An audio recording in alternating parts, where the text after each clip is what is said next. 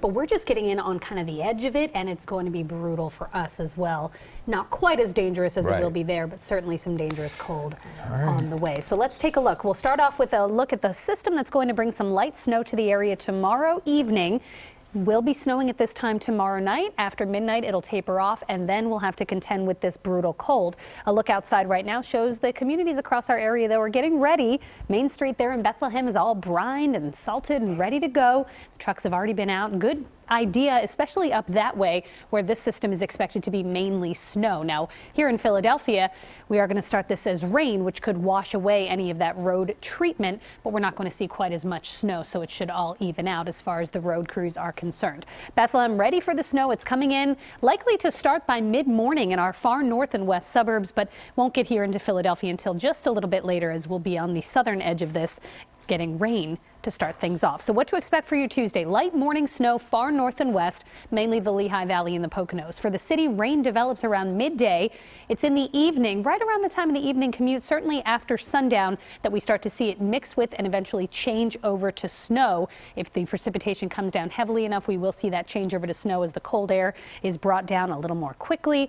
The snow will accumulate anytime from about 7 p.m. until midnight before it tapers off. So not a whole lot of time to get snow to accumulate. Now, it's going to be around longer in the Lehigh Valley and the Poconos and the far north and west suburbs up toward Upper Bucks and Montgomery counties, where you'll likely need to break out the shovel early Wednesday morning.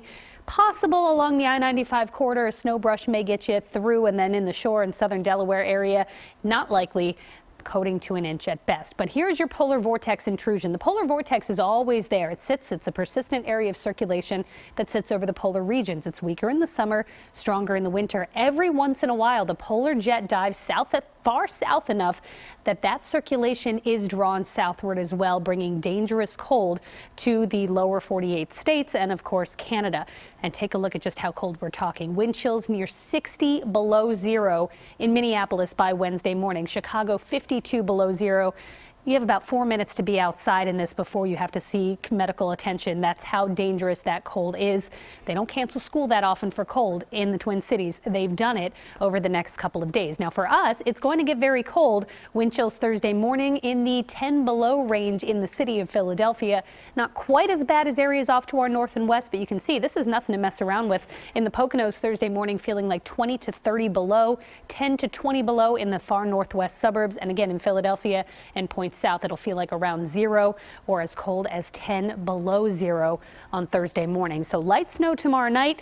There may be a dangerous snow squall or two that tries to come through Wednesday on a secondary cold front, and it's Wednesday afternoon, Wednesday night, Thursday into Friday. That will be the worst as far as the cold is concerned. Thursday's high of 17, likely to be a record. The record cold high for that date is 21 degrees and will be a solid 4 degrees lower than that. It does rebound for the weekend, so there's the good news, but through the end of this week, it's layers, layers, layers, and limit the amount of time you spend outdoors. You know, and check on folks and pets, indeed. Exactly. You got it.